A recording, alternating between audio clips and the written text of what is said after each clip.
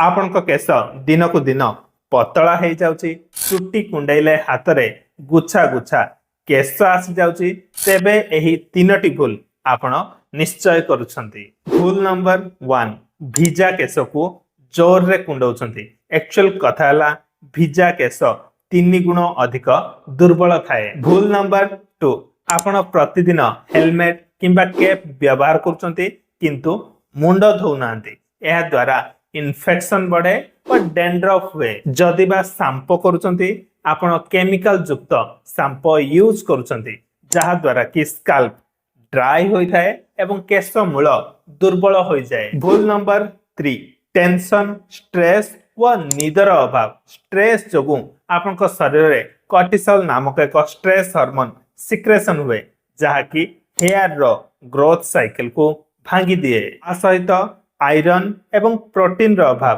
शरीर रे ब्लड रो अभाव थिले किंबा प्रोटीन रो अभाव थिले मध्य अधिक चुटी झड़े। तेनु कौन करिवे ना समाधान नंबर 1, सप्ताह को एटलिस्ट 2 थर माइल्ड शांपो करिवे। दिन को 7 रु 8 घंटा सोइबे। मन को टेंशन फ्री रखिबे। प्रोटीन युक्त खाद्य, डाली, अंडा, विभिन्न प्रकार सबुज पनिपरिबा एवं सबुज साग खाइबे। विशेष करी पालंग साग, सजना साग। टिप्स भल लागिथिले लाइक करंतु, आपनका सांग साथी मध्य शेयर करंतु।